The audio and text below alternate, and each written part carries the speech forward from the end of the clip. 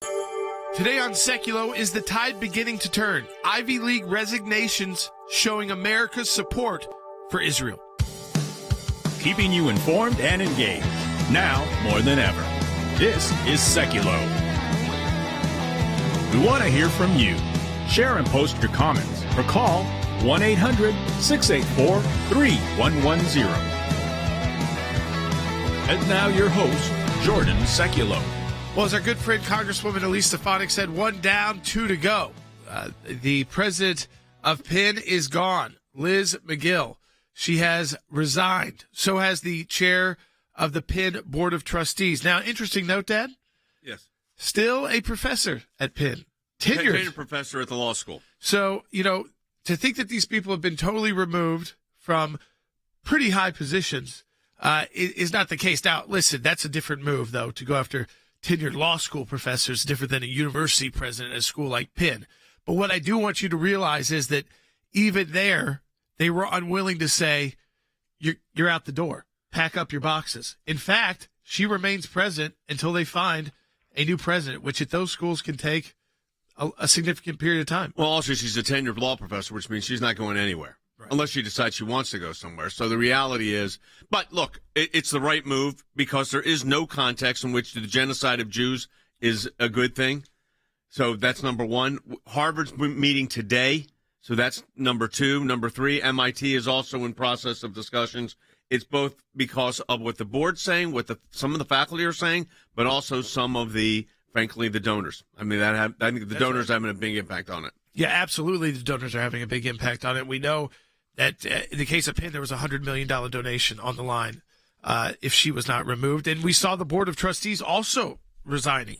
Her statement was, it was my privilege to serve as president of this remarkable institution, an honor to work with our faculty, students, staff, community members to advance Penn's vital mission. I mean, this shows you the power of a congressional hearing.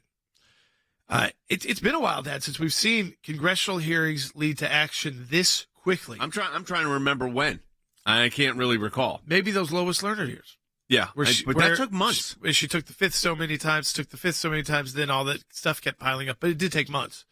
And in this situation, this spiraled out of control on these presidents since October 7th.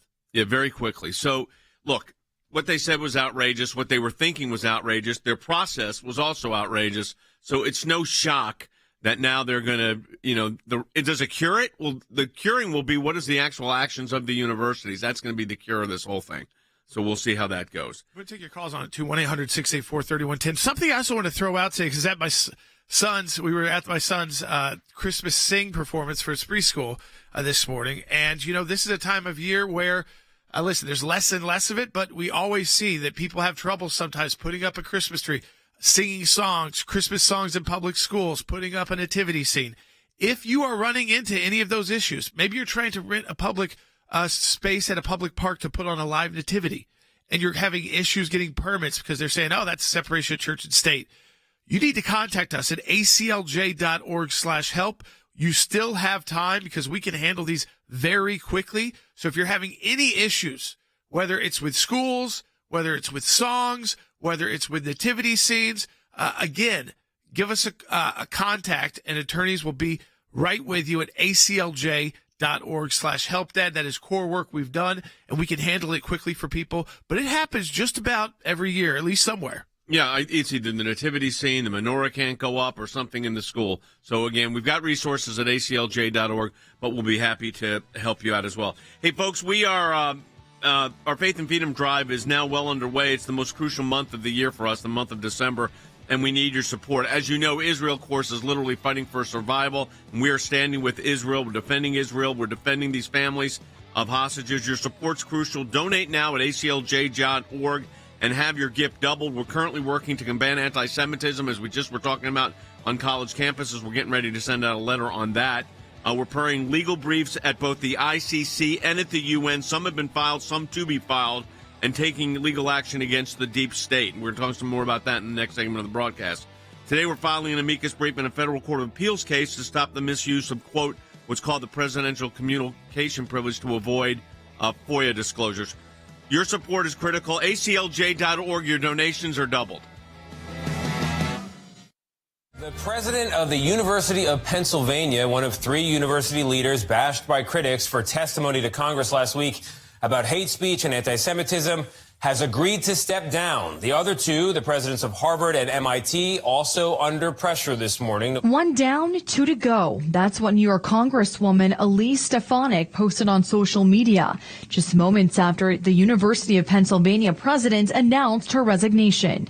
It is a context-dependent decision, Congresswoman. It's a context-dependent decision. That's your testimony today. Calling for the genocide of Jews is depending upon the context. Magill's failure to reject calls for genocide resulted in widespread backlash from students, faculty, business leaders, and lawmakers.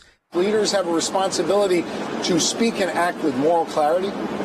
And Liz Magill failed to meet that simple test. Any college president in this country who cannot condemn anti-Semitism, cannot condemn Jewish genocide, they need to resign or be fired. There ought to be consequences for that, because the reality is Israel is the only country in the world that is literally at risk of real genocide. More than 70 lawmakers penned a letter on Friday to the boards of Harvard, MIT, and Penn, asking them to make a leadership change, saying that's the only solution to, quote, ensure that Jewish and Israeli students, teachers, and faculty are safe on your campuses. Some Harvard faculty members are coming to Dr. Gay's defense, too, with law professor Ben Adelson saying he was, quote, dismayed by Liz Magill's resignation. Harvard alum and billionaire investor Bill Ackman, who has been a vocal critic against his alma mater, sending a letter to the university saying, in her short tenure as president, Claudine Gay has done more damage to the reputation of Harvard University than any individual in our nearly 500-year history. Harvard's president has issued an apology for her testimony. Magill will stay on as president at the University of Pennsylvania until her replacement is named. She will also continue as a tenured professor at the law school.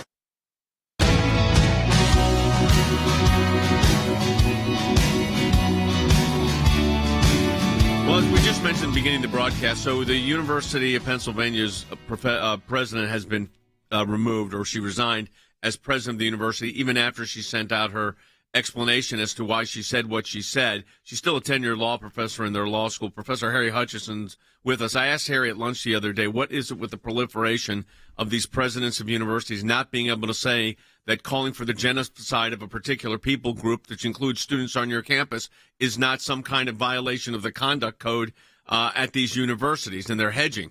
And Harry, I'll ask you that question again. Why are they hedging? They're hedging because many of these individuals are ideologically and morally incapable of speaking with clarity with respect to opposing genocide and calls for genocide on their campus. They believe that we can simply divide human beings into an oppressor versus victim category.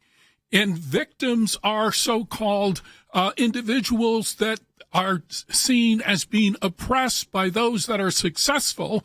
And if they are seen in that particular way, they have free expression rights, and they have the capacity to demand the genocide, if you will, of individuals who are placed in the so-called oppressor class. Now, it's important to keep in mind that this goes back to a Marxist ideology, and it is furthered by the actions of individuals who support mediocre scholarship.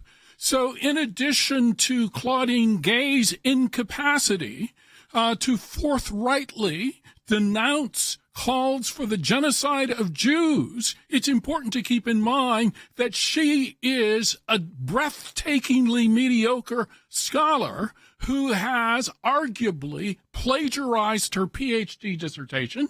She has, according to news reports, taken some of her dissertation from Carol Swain, and she has failed to properly attribute some of her other scholarship. And at the same time, at Harvard, she went after the most distinguished professor at Harvard, Roland Fryer, an African-American. Why? Because he disagreed with her views on race. And he has a breathtakingly brilliant scholarly record. She has a breathtakingly mediocre record, and she sought to de-tenure Roland Fryer. So I think at the end of the day, we live in a world the academic world where the calculus is all upside down and it favors individuals who can claim the mantlehood of victimhood. But one thing they seem to not understand, Harry, is that context really doesn't matter when you're calling for the genocide of a people group that are aimed at the students who are on your campus and are part of that people group. Absolutely. But what individuals like Claudine Gay and others are quite willing to do is to ignore that.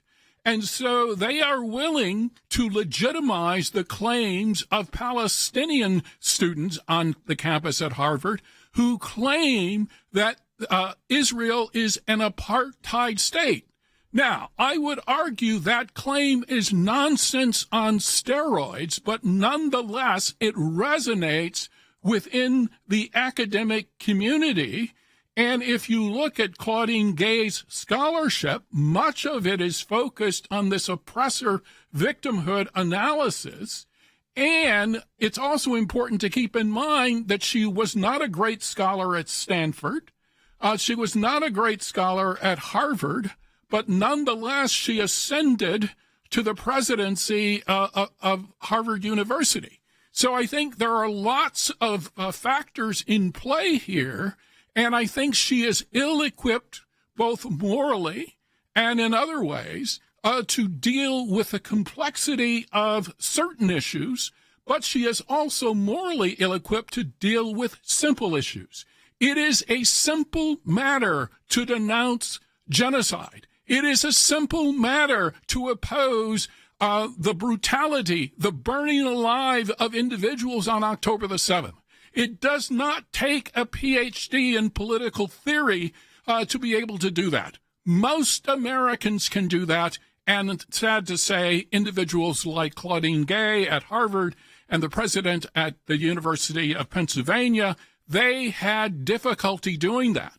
One last point, and that is at the University of Pennsylvania, before the termination or resignation of the president, it would be important to note that the University of Pennsylvania Law School is in the process of attempting to take away the tenure of Amy Wax. Who is Amy Wax? She is a distinguished law professor. She is indeed Jewish, but she has said unpopular things. And so I think the contrast is enormous between the willingness of the University of Pennsylvania to consider detenuring Amy Wax, for instance, and at the same time, the fact that the president of the University of Pennsylvania has difficulty criticizing calls for genocide against the Jews. I just think that's an amazing contrast. It is an unbelievable contrast, and you would think it wouldn't be that hard of a situation to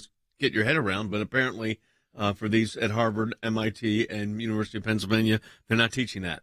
Absolutely. Well, what people I think are wanting to see is that there is some hope in the world of higher education. That, listen, they might be liberal, but they are not going to be supporting the genocide of She's not president. Specific racial groups, and that they will take action against their leadership when they fail test, like going before Congress. They knew what those questions would be. They knew they were going to be asked about it, and they all used the same answer.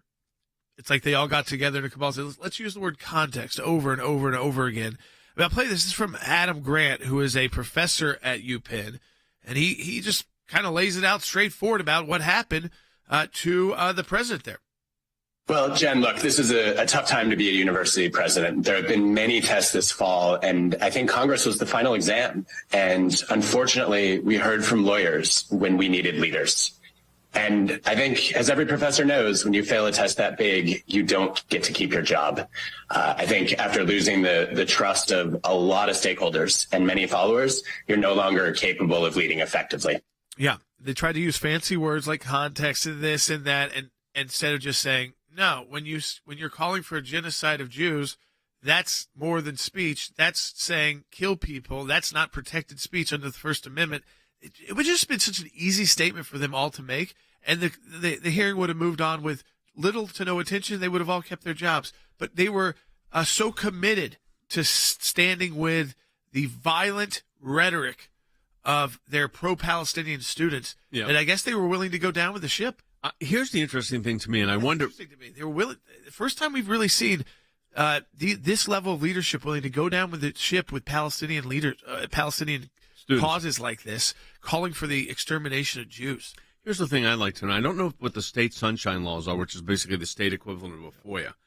But I'd sure like to send out, if there was a way to get, I'd like to see the internet email exchanges between the president and her staff and the university and maybe the state government as it related to once she made the statement, what led her to make that statement, and then the subsequent trying to mea culpa statement and try to fix it. I'd love to see what was going on there. Let this be a lesson to university presidents that you're not going to get away with this. This was at the University of Pennsylvania, one of the most prestigious institutions in the United States. And groups like ours and others are maintaining a high vigilance here. In fact, the matter is, Harry, these boards of directors responded. They did, and they should. And also the donors have responded by being prepared to withhold future and even present donations, because many of the donations were subject and are subject to conditions. And I believe the performance of the president of the University of Pennsylvania demonstrates the unwillingness, at least on her part, of complying with the conditions of perhaps one big donation of $100 million.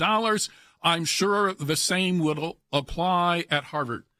Very good. All right. So, folks, this is a great example of what the work of the American Center for Law and Justice is all about. And that is standing up for these students and standing up for our faith and freedom. And we're in our faith and freedom drive. Jordan mentioned about the Christmas nativity scenes. When we come back from the break, we've already got one of those that are now developing as soon as we talked about it. So we're fighting for Israel. We're fighting for students.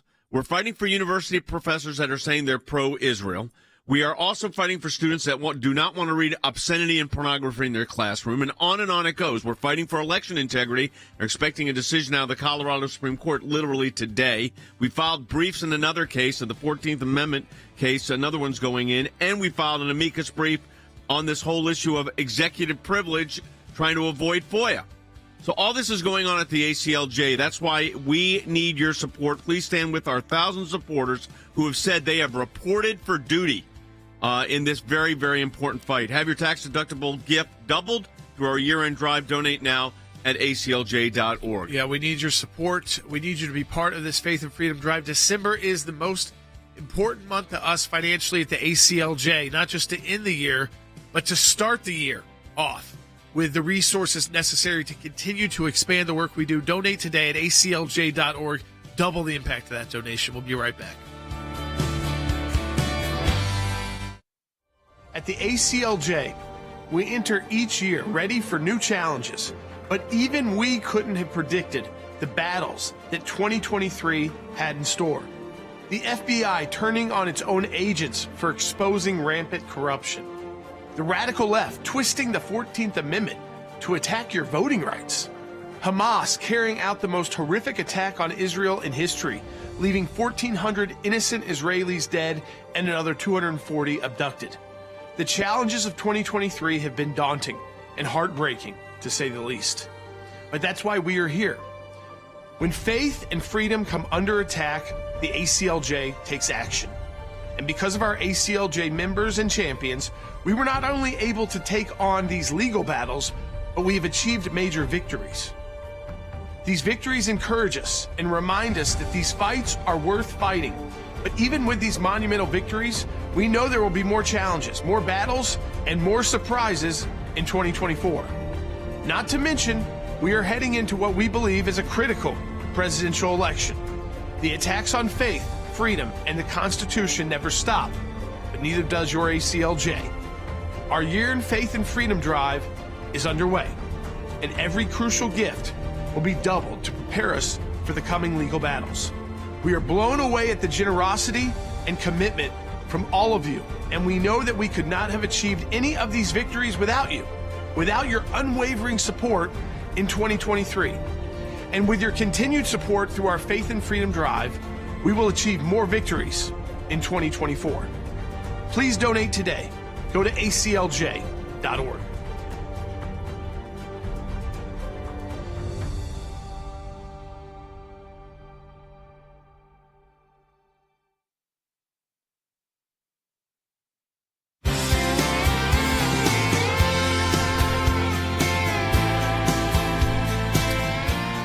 right, welcome back to Sekulow. We will take your calls to 1-800-684-3110. That's 1-800-684-3110. I said early in the broadcast, it is that time of year where those groups like Freedom from Religion Foundation and others, individuals, groups that to have that animosity specifically towards Christians, it seems. We're seeing it a little bit more targeted even at the Jewish community this year as well, too.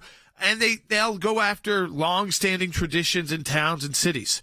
And I said, if anything's happening like this in your city, like you're being told you can't put up a nativity that's been going up for 15 years, you can't say that prayer, can't sing that song at the school, you need to contact us immediately at aclj.org/help, because these are things that have to be handled very quickly. Christmas is just around the corner. The holidays just around the corner. So you got to give us time to get on the phone and get it handled. And usually we're able to do it very quickly and have a lot of success.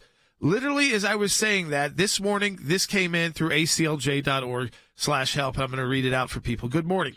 My wife and I have supported American Center for Law and Justice for many years and have what we hope is a simple question.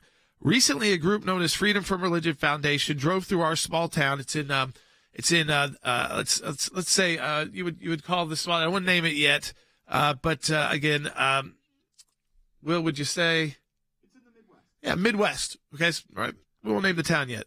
So, Freedom from Religion Foundation drove through our small town in the Midwest and told us that we cannot have a nativity scene set up on city property. It was set up and has been set up and displayed the last 15 years at the local fire department with no objections. They followed with a letter threatening us. This is what they want to know. Is this a fact? Is this legal? It seems like to us this violates our First Amendment rights as well as our freedom for religion. There's a meeting today at 5 p.m. with the community and the city council. Can you please provide us information on the matter? And in trust and faith, they signed their note. We already have one of our attorneys, Nathan, has already reached out to those individuals so that they will have the information, Dad, they need for that 5 o'clock meeting. And I wanted to make sure Nathan knows this as well. If they need to put Nathan on a conference call to talk to the city council or anybody from our legal team to walk them through it, we'd be happy to do it as well. See, I mean, we're happy to do that. We are happy to do that, and we do that. And like you said, we just got this in this morning, and we already have an attorney on it. And the meeting is at 5 o'clock today, and we will have it handled. Yeah, let's make sure if they need us, we've got somebody ready to talk at that 5 o'clock meeting. Absolutely. Yeah, because you can often get these resolved at that 5 o'clock community. They're concerned they're going to get sued. It's going to cost the city a lot of money. They need to know we'll stand with them. Absolutely. Right. At no charge. And no charge. We absolutely defend these at no charge. And that's what I always want to remind people about the ACLJ when you're supporting us financially. Yes, we talk about some of these big, huge issues, but we get just as excited when one of these come through in a small town in the Midwest that's been putting up a nativity for 15 years, because this is the true defense of the free speech of First Amendment and the freedom of religion. Yes, and really what shuts them down, you're saying it, is they're afraid of the cost. They're afraid of the cost. We're going to sue you and the cost of defending it. And so donations that our supporters give us are so important, because these little towns don't have to pay for the ACLJ to come in and defend them. And listen, if you're the city attorney or the county attorney, and you're probably you're in a private practice and you do this part-time, and all of a sudden you get a letter from these groups like the Freedom from Religion Foundation, you say, whoa, we're going to get, this is going to be the end. And what we have always offered is to counterbalance that at the American Center for Law and Justice. And we should have up on our website by now, we may have it up there already, in our, what you can do at Christmas as far as nativity scenes, Hanukkah menorahs, and so forth being displayed, and what you can do in community centers. So that's important. We'll make sure that's put up on the way. If it's not up there right now, which it should be, if it's not, it'll be up there later today. So we'll have that information up and available. But like Jordan said, we take these cases as serious as we take any other case. And we get lawyers on these cases immediately. And if a lawyer's needed this afternoon for that particular case, we'll have them come in by Zoom or conference call, whatever needs to be in order to get justice. We're also filing a major brief in the Federal Court of Appeals to stop the Biden administration from further shielding the deep state from accountability. And what I'm saying is, we've had this issue where we'll go to court, we'll get an order finally from the court. The court says, yes, you got to produce these documents. Then we get the documents, and they look like a blank page with black redactions all over it. And that's this overly broad interpretation of executive privilege. We're filing a brief on that one today. Yeah, so our FOIA practice, Freedom of Information Act practice, where we ask for documents from our government, this is extremely important to us because this court, the lower court, has said basically the president's communication privilege allows this FOIA to be denied, that they don't have to turn over this information.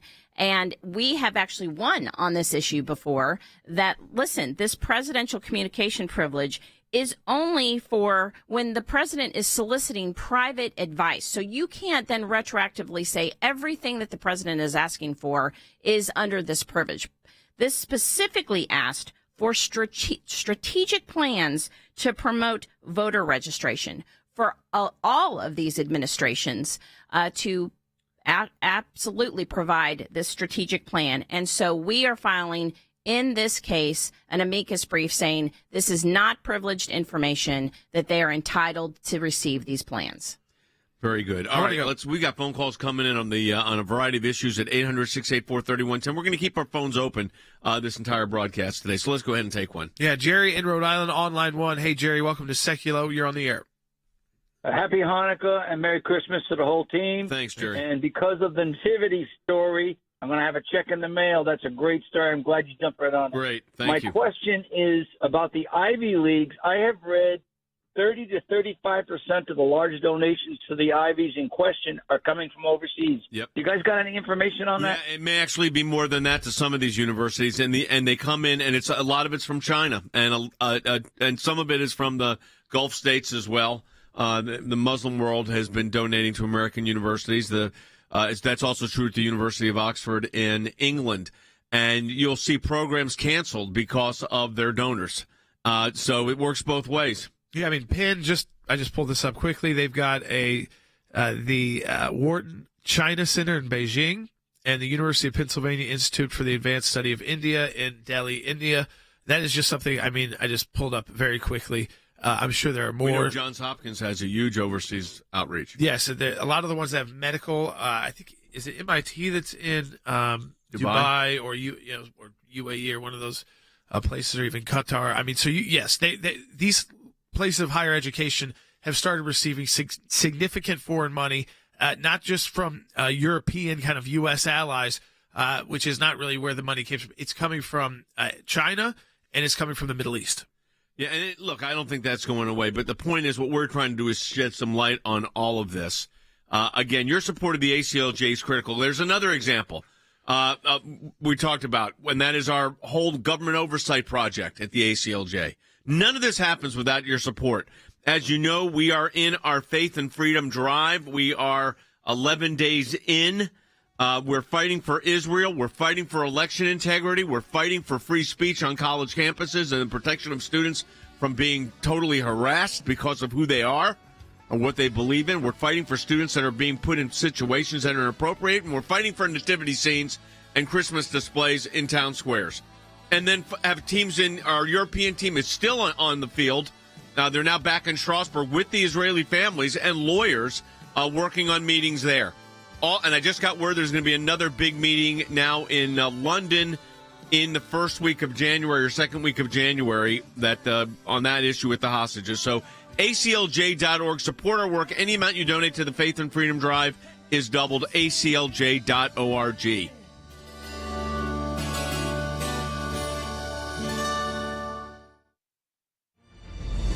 The ACLJ has a 30-plus year history of fighting on behalf of you, our members, in support of life, abortion's murder, religious liberty. A Turkish court has freed American pastor Andrew Brunson.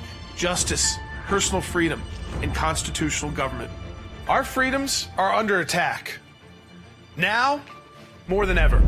We are not going back!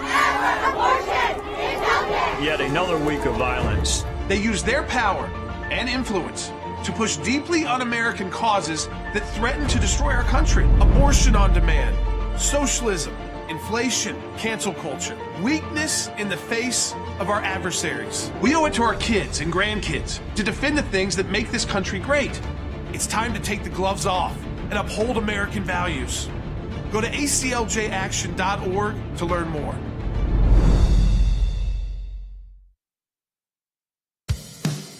keeping you informed and engaged. Now more than ever. This is Sekulow. And now your host, Jordan Sekulow. All right, welcome back to Sekulow. We're taking your calls, 1-800-684-3110. That's 1-800-684-3110. As we've told you, one of those three university presidents that testified before Congress last week because of the questioning from our friend Elise Stefanik has resigned. That is from Penn. So has the Penn board, the chairman of the board there. We know that the Harvard Board of Directors was meeting yesterday amid calls for the removal of its president. And as Harry went through, there's a few ways they could go about that. There's a new plagiarism concern with her PhD thesis and some issues with some other professional writing she's had submitted that would amount to potentially plagiarism as well. So if they wanted to go about it a different way, they could. Obviously, many of these ended resignations where they still continue on with some kind of role at the university. But there's a big difference, Dad, between being the president of Harvard or MIT or of Penn and being a law professor at Penn. I mean, sure. Look, this was economically and everything else. This was a big loss for her. She was president of one of the leading universities in the world. And she should have been fired, and they all should have been fired for their, out of context, quote unquote, statements. I'm surprised they didn't just fire her, because I know that tenure fight is nasty. Tenure is nasty, and it's tough to do it. But look, it is what it is. She's not the president. I think that's a win. We've got calls coming in on this. We're taking your calls at 1-800-684-3110. Mike Pompeo is going to join us next. He put up a great article at ACLJ.org that we're going to talk about. It's called "Dear University Presidents, Calling for Genocide of Jews is Wrong in Any Context," which is exactly correct. Let's go ahead and take Joanne's call out of Ohio on line 2. Joanne, welcome to the broadcast. And if you want to speak to us on air, 800-684-3110. Hi, guys. Hey. Here in Ohio, you would think Nashville is completely obliterated, so I'm glad everyone is safe. Yes, we are. Just to say that. Here. Yep. I got two real quick points. First of all, the one thing I will disagree with Elise Stefanik on is these aren't the only three. I mean, there's a bunch of them. And J.D. Vance, my senator, wrote a letter to the new incoming president at Ohio State asking him what he's going to do about all this DEI and this oppressor-oppressed nonsense in the colleges. And he wants to know what he's going to do, and he's threatening funds. And unfortunately, money's what talks. Yeah, I think the role of Congress, and let me just say for Elise, I don't think she thinks it's these only three. It's that if you can take out the top three, how much easier is it to take out the head of Ohio State? How much more scared is a level 2 liberal arts school, which sometimes is even more liberal than these institutions, going to be when they know that if they get on the radar, not even of members of Congress, but on their state legislators or their senators, congressmen, governors, that they are on the chopping block. So if they get asked about this now, they know that you better not say, well, when you talk about genocide, it's really in context. Are you an intifada, which is a call to kill and people and to target specific people and to kill them? If you're just using it as words, but there's no actions with it, that's probably protected under the First Amendment. The sad thing is, I didn't know she was an attorney.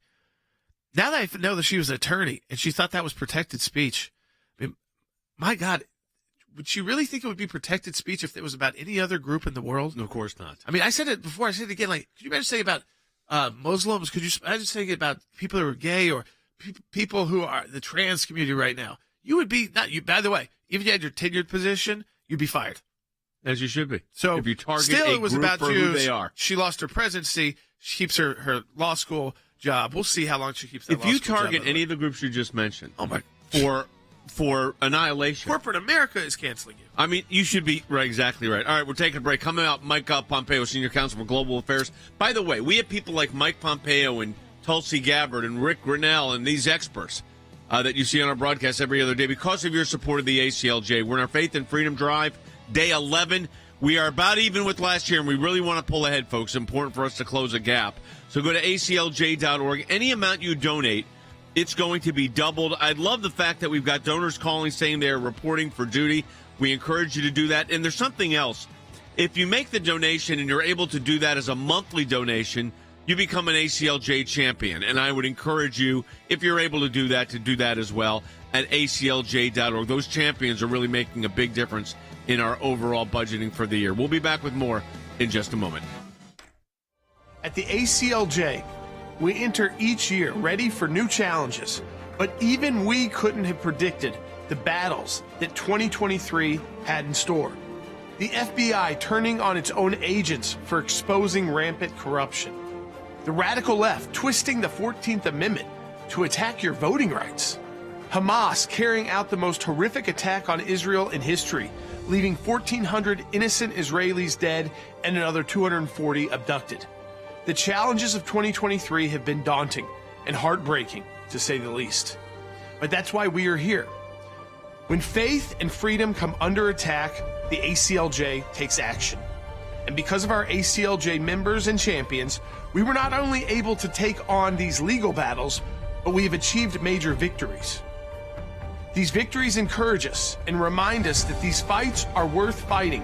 But even with these monumental victories, we know there will be more challenges, more battles, and more surprises in 2024. Not to mention, we are heading into what we believe is a critical presidential election. The attacks on faith, freedom, and the Constitution never stop, but neither does your ACLJ.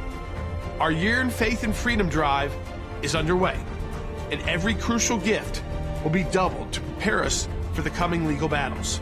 We are blown away at the generosity and commitment from all of you, and we know that we could not have achieved any of these victories without you, without your unwavering support in 2023. And with your continued support through our Faith and Freedom Drive, we will achieve more victories in 2024. Please donate today. Go to aclj.org.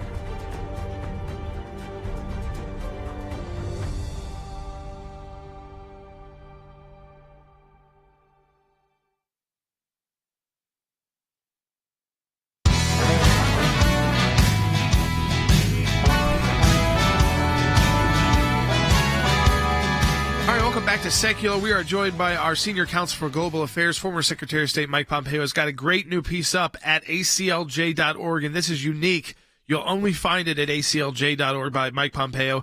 Dear University Presidents, calling for genocide of Jews is wrong in any, quote, that was the word of the day that hearing, context. So first, Secretary Pompeo, I think this is what people really want to know, because it's so important whether you're going to have kids at Penn or just the fact that these are leading institutions that are putting out leaders and future leaders for in the United States and around the world, that we saw the University of Pennsylvania president resign late last week. What does that do, if anything, you think, to fix the obvious anti-Semitism problem that is happening at Penn and some of these other institutions? Well, Jordan, we always should live in hope. The president moving on is a good thing. It is better than nothing. But we've known for a long time, you and Jay and the ACLJ have been working inside these institutions where the central thesis was there was an oppressed and an oppressor class.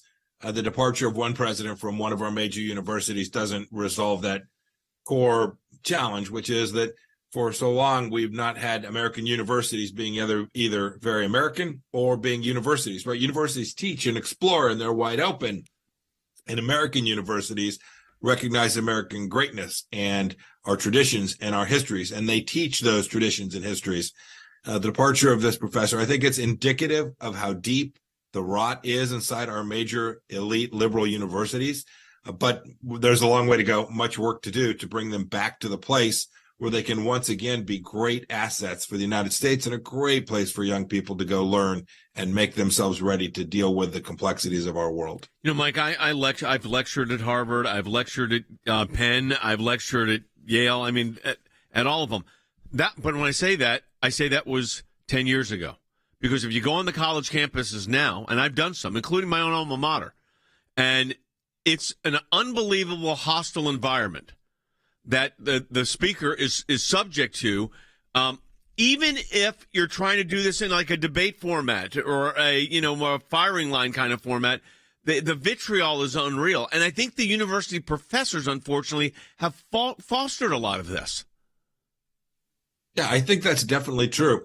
Look, I hope the solution to this isn't just to say, well, now there's another protected class. Jewish people are a protected class. What we want is the First Amendment to be properly treated inside these institutions. We want every speaker to be able to come and speak her mind or his mind on whatever topic it may be. That's your point, Jay. You or I who goes to Yale or to MIT or to Penn, we should feel perfectly safe, perfectly secure, and our ideas should be taken on board. It is just perfectly fine for those students to disagree with us and make impassioned arguments against the things that we're proposing or our ideas. But that's not what's been happening for these last 20 years. And it is, in fact, the faculty. If you want to know why that hearing went so badly for these presidents, it's because the last voices that they heard in their head before they answered were the progressive liberal faculty. That was the ones, and they did not want to cross them. They fear them. And so that was when they got asked a complicated question that was off what it was they were expecting, they immediately reverted to, how do I make sure I don't upset this progressive liberal faculty at my institution upon whom my daily existence depends? You know, what I'm interested to know is that I know these schools would love the PR nightmare to go away. And so they think with these quick press releases, the board, chair resigns, the president resigns. But we've already had calls from people say, there's these top schools that we all know in the United States and are known around the world. But we also know this is happening at state universities across the country and major institutions. And I think what was started in Congress, Secretary Pompeo, needs to continue. We need to continue bringing these university presidents forward, whether it's in the federal legislature or state legislatures, because they receive money from both of those in these institutions, even if they're private, and start asking these questions, because I think we're going to find out it's not just the top Ivy Leagues and the top 5 or 6 schools that are this out of control when it comes to this issue of anti-Semitism and this hatred that they are okay in context, that they need to just start holding hearings and all the people receive money so they can ask all of them to come appear and ask the same questions. Jordan, 2 thoughts. One, I completely agree. This is not limited to the top 3 or the top 30 or even the top 300 public universities and private universities across America. This is a problem throughout. The way you get promoted to these places and as faculty is to write papers that are consistent with the reigning orthodoxy.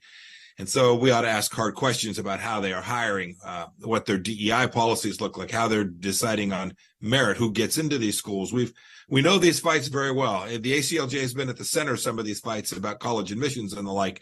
These are all part and parcel of a system that came to view this as a group-based phenomenon with a progressive left bias. And we can fix it. We know how to do it. I was out at Liberty University just a few days ago. I assure you it's not happening on that campus. There are places in America that understand freedom and our foundational ideas.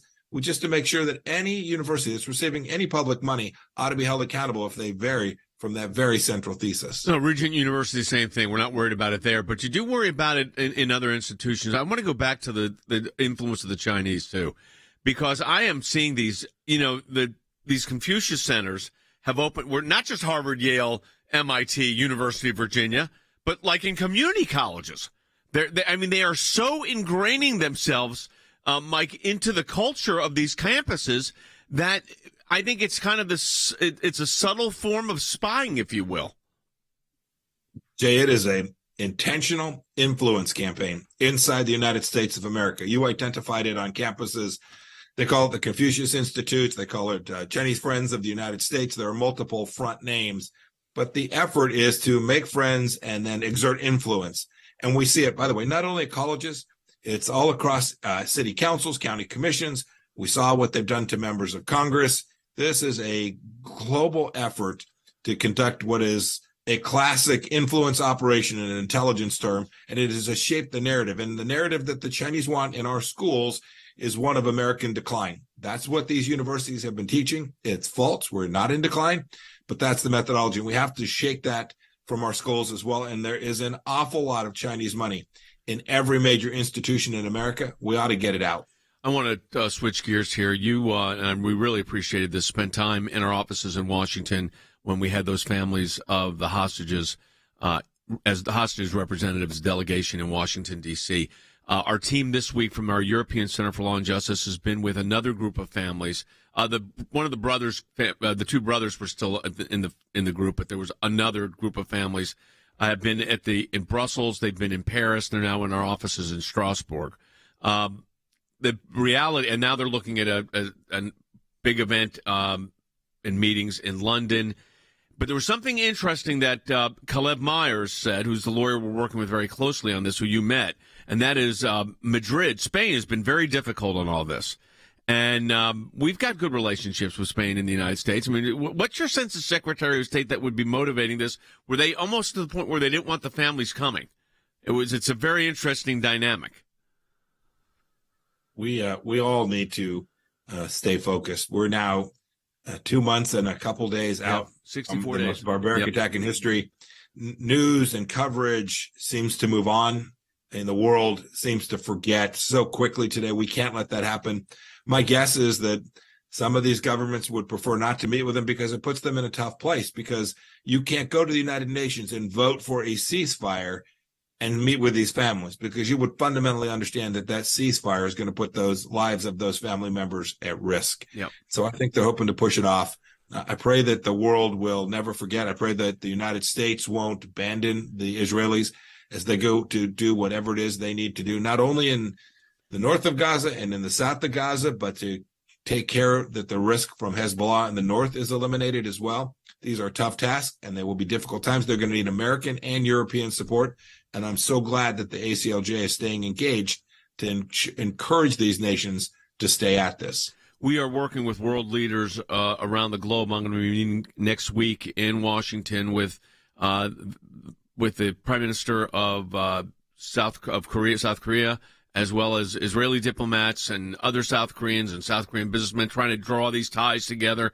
We had a friend of ours reach out to a conference of former world leaders to start garnering support, basically to counteract what's going to happen at the ICC. Mike, thanks so much for being with and appreciate your insight, and thanks for the help with those families. They really appreciated you being there that day. It meant a lot to them. It was a blessing to me. Thanks, Jay. Thank you, Secretary Pompeo. And because of your support, we have that team, as my dad said. And folks, we're in our Faith and Freedom Year-End Drive right now. It's the most crucial month, December, the final month of the year, and we need your support. As we were just talking about, Israel is fighting for its survival against threats to the Jewish state. We're seeing this rise in anti-Semitism all over the world, including in our own country. Your support is crucial. Donate now at aclj.org and have your gift doubled. We're currently working to combat anti-Semitism on college campuses, as you see, preparing legal briefs to the ICC and the UN, and taking legal action against the deep state. Today, we're also filing an amicus in federal appeals court to stop the misuse of the presidential communications privilege in FOIA cases to keep information from the American people. And we fought against that with the Biden and Obama administrations and won. So we will likely win again. Stand with our thousands of supporters who have reported for duty and donated and made that tax-deductible gift today at aclj.org. Double your impact. Donate today. At the ACLJ, we enter each year ready for new challenges, but even we couldn't have predicted the battles that 2023 had in store. The FBI turning on its own agents for exposing rampant corruption.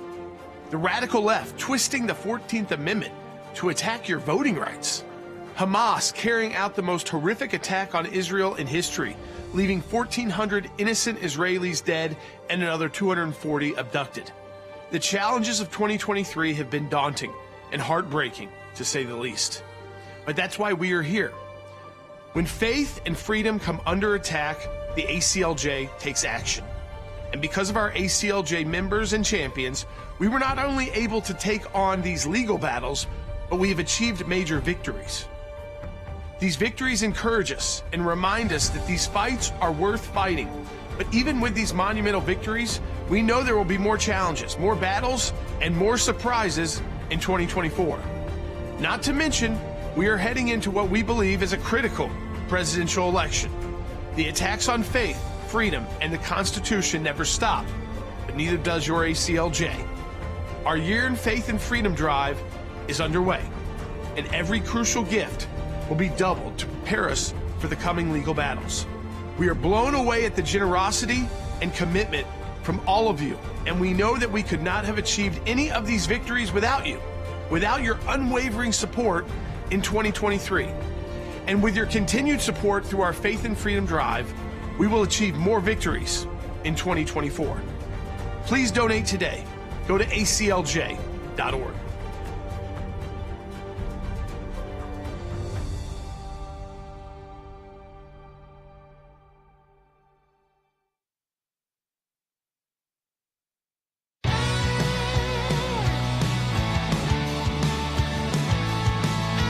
back to Sekulow. We've been asking folks to also call in about, we did this last week, why they support the ACLJ. People were writing in, and one of those people who wrote in was Annabelle out of California, and she's actually calling in the broadcast today. And so we wanted to let her join the show and be able to talk to you about why she supports the ACLJ and why she became an ACLJ champion. Annabelle, it's great to have you on Sekulow. Thanks for calling in. Thanks for holding on through that segment with Secretary Pompeo. It's great to have you on the air.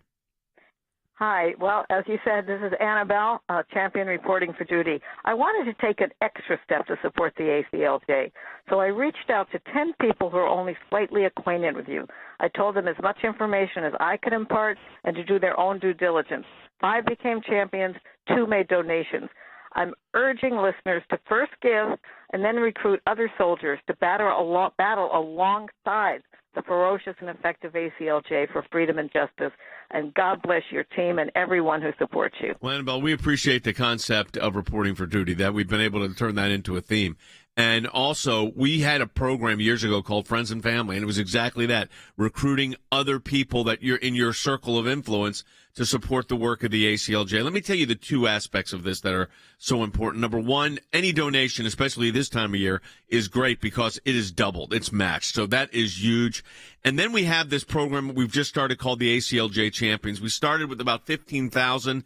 We are just shy, about 200 shy of hitting 18,000 in 2.5 months. We started the program October 1st, so October, November, and now December 11th. So that means anybody that donates monthly, recurring giving, and that is going to have potentially a huge impact on the ACLJ, because as a champion, we then can set a budget, and we're already seeing that number grow every single day in our daily reports. So when you donate this month, of course, it's matched. And if you can only do 1 gift, that's great. A lot of you have done larger gifts. That's great. We don't expect you to be able to do that every month.